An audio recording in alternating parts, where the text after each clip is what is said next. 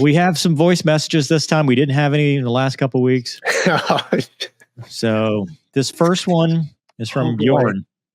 No, it's from Bjorn. We're not there yet. Oh. Good evening, Cornwallis. Good evening, Trevor. It's Bjorn here. And Wombat.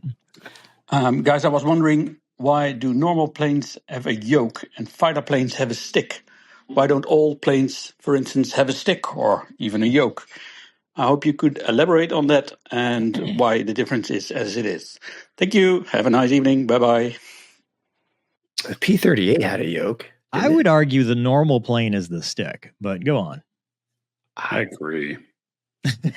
I honestly don't know. That's a great. Maybe you could add a snack tray to that stick. Even better. Back in the day, they actually had a steering wheel, right? How'd you lose so much weight with a snack tray? I don't fly much.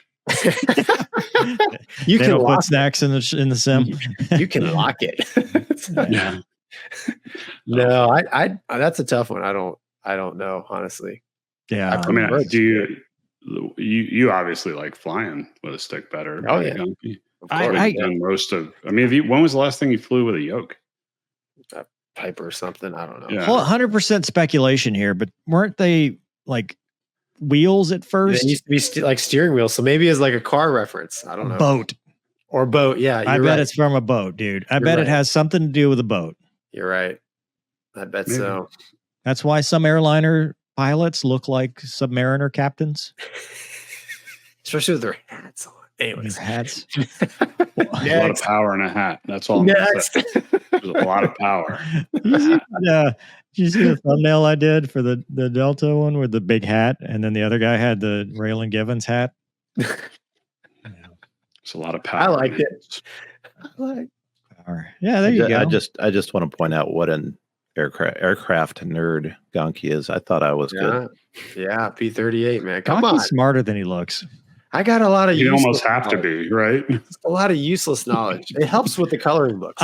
I did not appreciate the yoke, although it is good for control. Because then before I became an airline guy, because in Cessnas they teach you the one-handed thing. So when I would see on TV people with two-hand yoke, I'm like, nobody flies like that. Then I got to the 737, I'm like, why? That's the only way you can. Wait, you guys fly really two-handed? Mm-hmm. What do you do with the thrust? It's doing its own thing. It's auto throttles. Just like in the Skybus, dude. You don't touch the thrust levers in the Skybus. I put my hand on them.